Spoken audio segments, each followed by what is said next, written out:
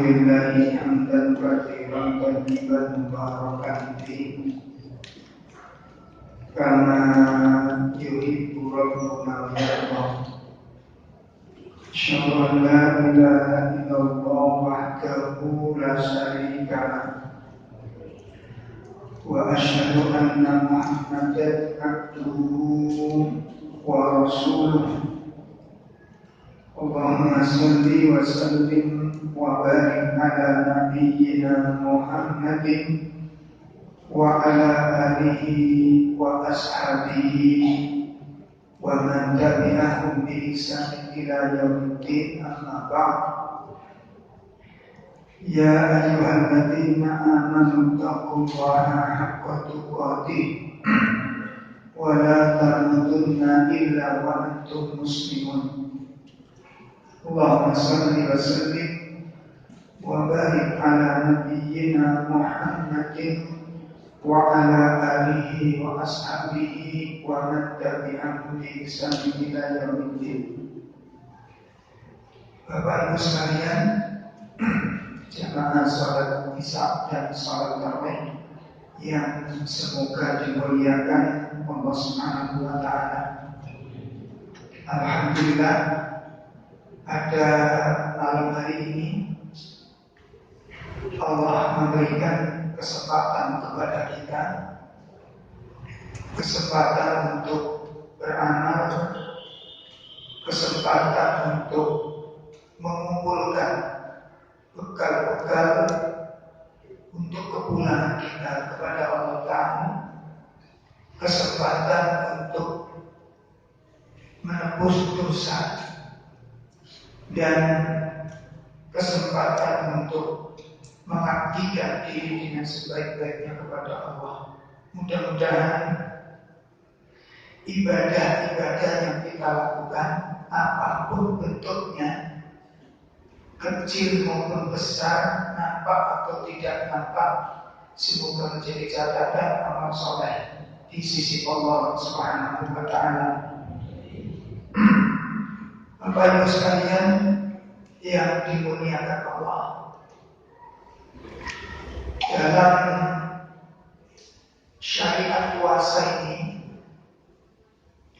ada dua hal yang dianjurkan oleh Allah kepada kita. Ada dua perkara yang Allah perintahkan kepada kita. Perintah pertama adalah melaksanakan kewajiban berupa syariat yang namanya ritual puasa. Ini yang pertama. Allah katakan kutiba alaikumusiyam kama kutiba alal ladzina min qablikum. Kemudian persoalan yang kedua yang harus kita tunaikan adalah tarbiyatun nafs, membentuk karakter, membentuk kepribadian, merubah sesuatu yang memang perlu dirubah, memperbaiki karakter-karakter yang perlu diperbaiki. Ayat terakhir dari surat Al-Baqarah pada ayat 183 itu Allah katakan la'allakum tattaqun, agar kamu menjadi orang-orang yang bertakwa, agar kamu menjadi orang-orang yang bertakwa. Berarti puasa itu pelaksanaan kewajiban, ketakwaan itu target.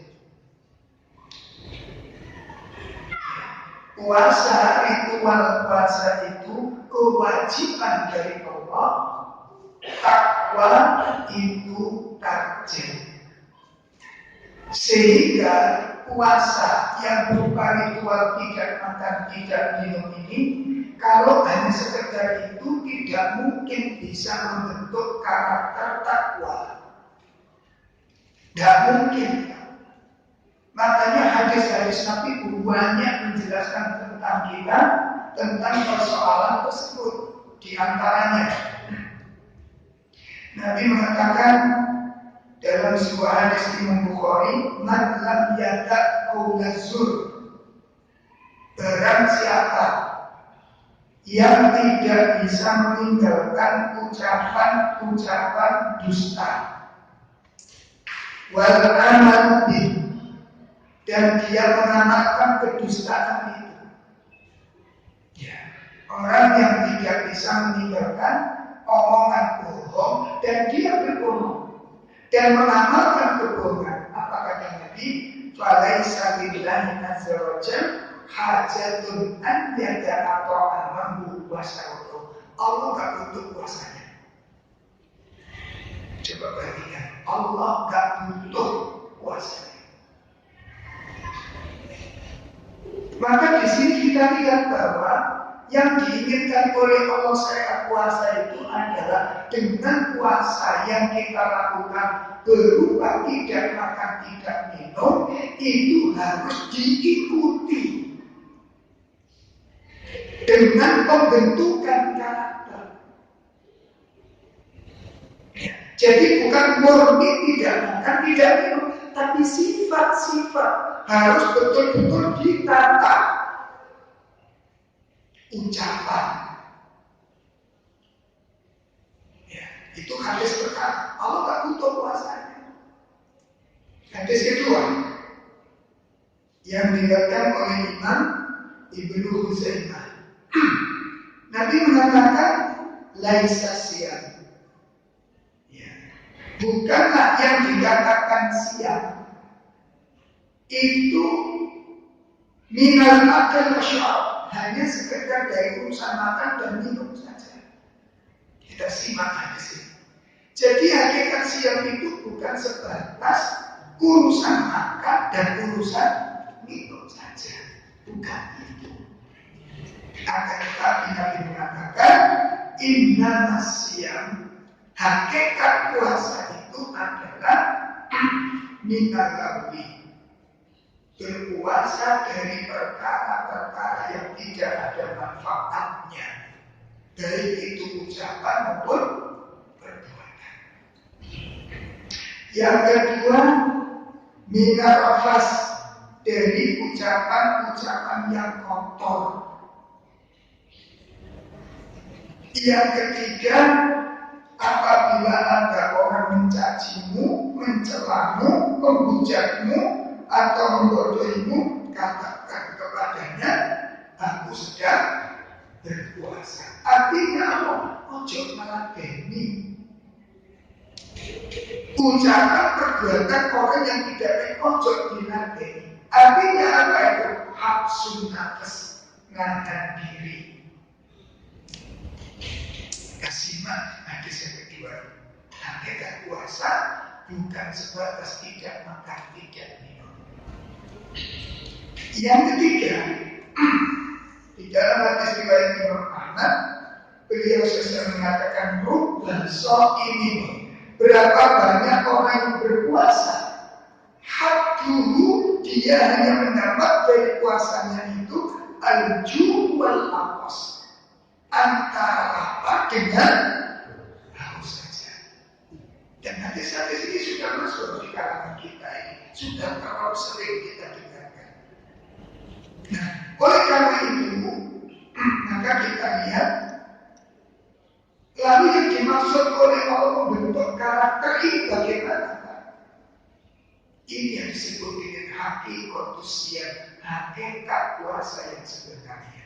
Mari kita simak ucapan Imam Ibnu Qayyim ketika menjelaskan tentang hakikatus siyam, hakikat daripada puasa. Beliau menyatakan, yang pertama,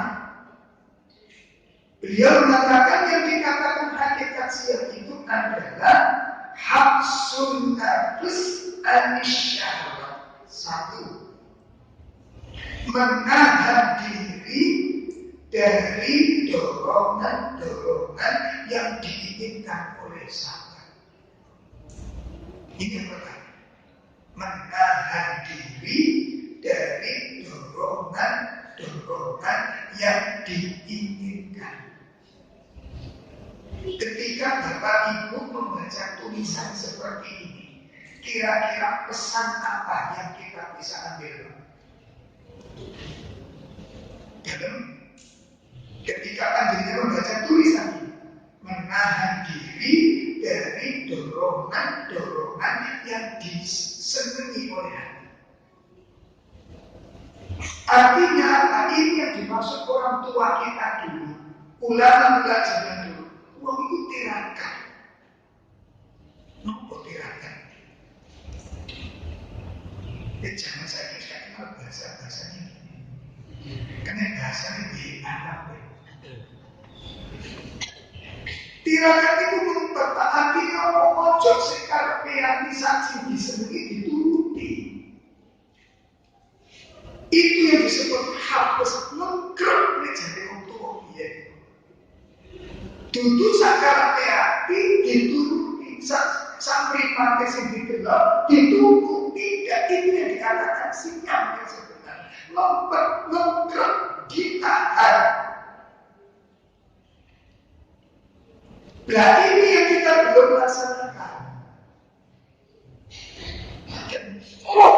Makanya waktu di surat An-Nazi'at disebutkan fa'amma man khafa maqama rabbih wa nahan nafsa 'anil hawa. Adapun orang-orang yang takut dengan kebesaran Allah dan menahan diri dari dorongan-dorongan yang disenangi. Gak setiap yang disenangi itu dilakukan. Baik itu ucapan, tingkah laku maupun makanan. Ini sih dari kurang biasanya nampak.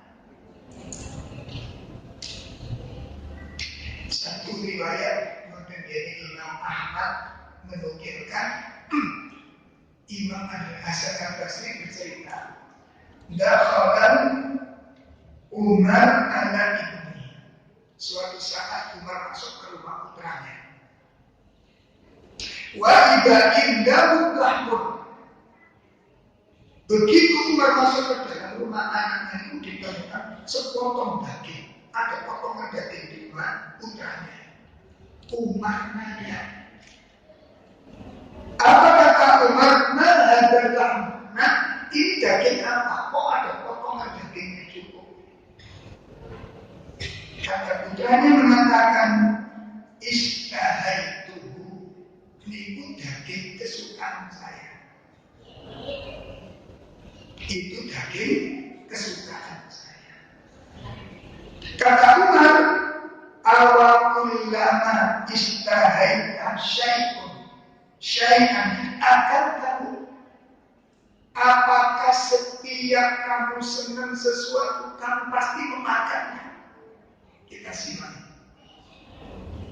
Apakah setiap kali kamu senang sesuatu, kamu memakannya? Dalam riwayat yang lain, apakah setiap kali kamu senang sesuatu, kamu selalu membelinya? Apa kata Umar? Kafa bil mar'i sarafan. Cukup seseorang itu dikatakan melampaui batas an yakula kullama istahaita, apabila dia selalu memakan apa saja yang disenangi.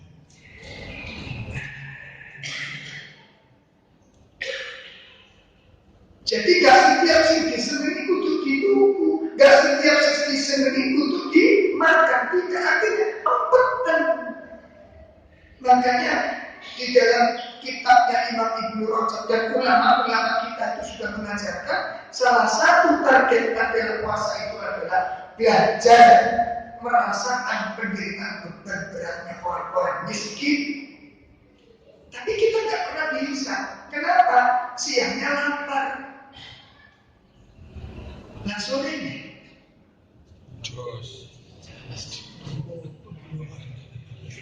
kalau orang miskin betul-betul miskin, segi makan apa adanya, dan itu dilakukan setiap hari, dan itu berpuluh-puluh tahun. Makanya kita kita nggak pernah bisa mengambil pelajarannya, beratnya orang-orang miskin. Orang miskin itu berat. Ujian oleh dari Allah berupa kemiskinan itu berat, jarang yang bisa siap untuk menerima. Ya. Makanya kita diajarkan untuk berpuasa, mempergerak. Untuk setiap sih disembunyi di tubuh. Kepingin ayam goreng, kepingin ayam bakar. Kepingin bebek mengkurang. Bukan tidak boleh, bukan tidak perlu. Ojo setiap sih disembunyi mesti. Ya tadi bertanya, salah kamu nih. Ulangi lagi. Ini bukan dilarang. Kok ini kecuali dia dalil. Uji sangat ya, tunggu bakso ya. Ini ngaji.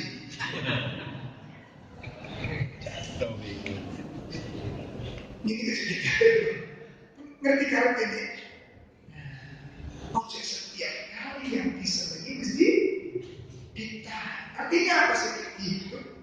Ada tiga hadis kalimat ini itu mengajari kita itu hidup sederhana dan apa adanya. Kalimat ini mengajarkan kita hidup sederhana dan menerima apa adanya. Itu belajar seperti itu. Ngapunten. Jadi kok pikiran akan kalau nggak bisa mesti memberitik. Oh jadi memanah itu boleh disini. Ya. Di pemanah itu dari sini itu otomatis secara manusia. Pak, mengenai panjenengan kali pulau sengelakoni, yaitu ngaji jadi orang itu mesti nilai sini negasi melapor di PW. Urusannya kan bukan masalah senang dan tidak. Kita itu mau jabatan begitu mau, cuma kan kita pilih-pilih saja. Bukan ketok eleng, bukan ketok. Saya kita duduk ya. Nek sampeyan kali kula itu duwe putra loro. Sing situ iku nek lanang apa ono iki dipangan. Nek sing situ nek gak sakarepe gak gelem mangan. Wis, duwe anak loro iki nek kurang panjenengan sing apik sing mulya itu akhlak sing ngoten iki. Ya. Sampeyan duwe anak loro. Sing situ iku nek lanang apa ono iki dipangan. Nek sing situ gak cocok, gak gelem mangan. Dua anak ini yang kita puji yang mana? Nah, kula gak sampeyan sing nomor dia.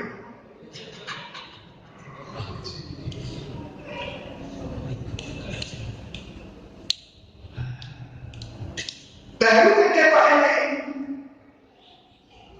Ini apa dari sini lakoni berkata tapi begitu kita kasih contoh pada orang lain, kita puji anak kasih cinta itu mbak. Mas, anak kasih cinta itu gak kewewe, terus ngomong itu kuat, jeneng mulai.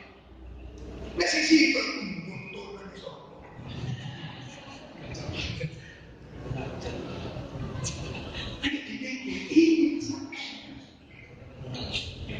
Sehingga kalimat ini Pak, kalimat Imam Ibnu Qayyim mengatakan hafsun nafs ala syahwat ini itu mengajarkan hidup iktisad, hidup sederhana, hidup qanaat dan melatih untuk mensyukuri apa yang ada.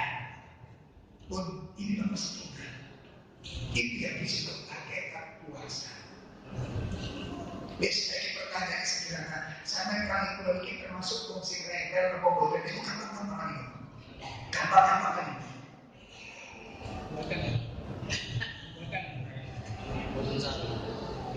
Yes, jawabannya terserah diri.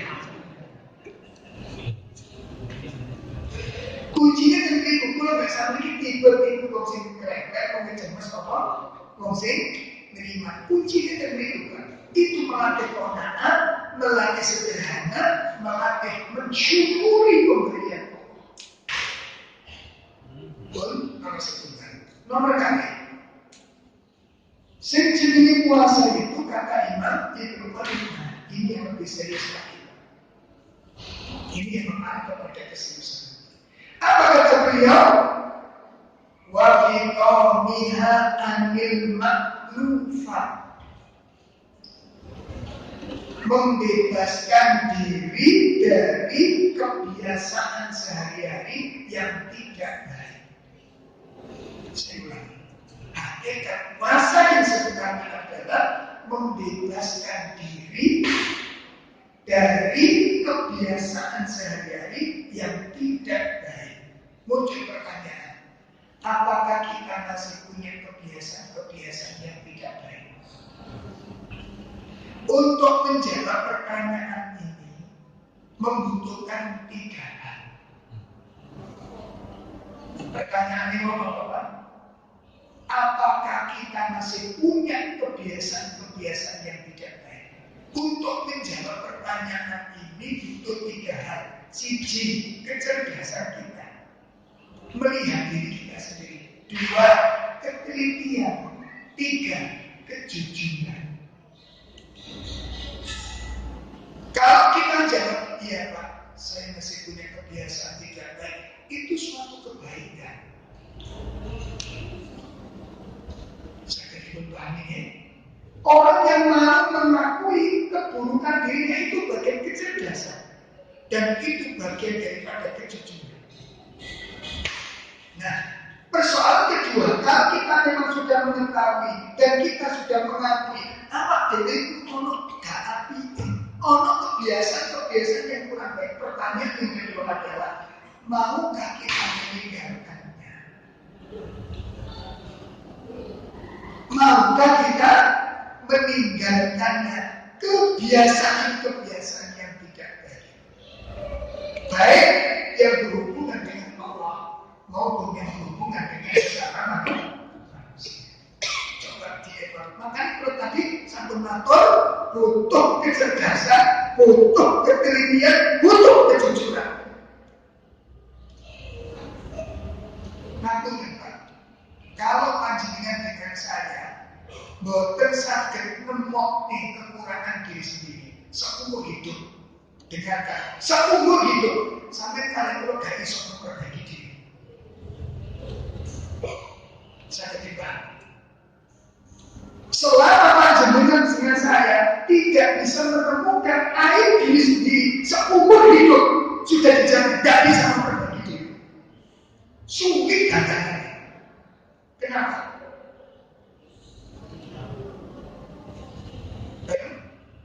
Tukang servis itu gak mungkin bisa nyervisnya di rumah bedok. Apa yang rusak? Paham? Dokter tidak mungkin bisa mengobati pasien kalau belum bisa menemukan pun sakit hilang. Ini butuh kejujuran. Nah, untuk jujur, aku sekolah kayak itu butuh keberanian. Nah, itu jalan menuju ketakwaan. Puasa kita sukses itu baru akan terwujud. Tapi selama begini Pak, ya kita puasa itu sebatas tidak makan, tidak minum, tidak makan, tidak minum, sampai umur 70 itu maksudnya tidak makan, tidak minum. Sifat watak pancet berarti belum sesuai dengan target. Targetnya berarti belum berhasil. Kita baru berhasil menunaikan kewajiban, tapi tidak bisa berhasil memenuhi target. Nah, kira-kira umur pinten kula bersama iso memenuhi. Mari kita renungkan, mudah-mudahan kesempatan yang ada nanti Allah memberikan kekuatan lahir batin kita untuk bisa mewujudkan la'allahum tattaqun. Betul-betul kita bisa meraihnya dengan catatan 2 hal yang dikatakan oleh Imam Ibnu Qayyim, hafsun nafs an syahwat. Yang kedua, membebaskan diri dari kebiasaan yang tidak dari PR untuk sampean evaluasi diri. Setelah itu komitmen dengan satu kalimat, saya ingin lebih baik. Kalau bapak-bapak ibu saya termasuk di dalamnya punya kalimat ini, saya ingin lebih baik, itu akan meningkat kebaikan kita. Berarti perubahan itu akan terjadi. Dan itu yang diinginkan oleh Allah Ta'ala. Mudah-mudahan sedikit nasihat ini bermanfaat, dan semoga amal-amal kita menjadi catatan pemberat timbangan kebaikan di sisi Allah Subhanahu wa Ta'ala. Amin. Assalamualaikum warahmatullahi wabarakatuh. Waalaikumsalam.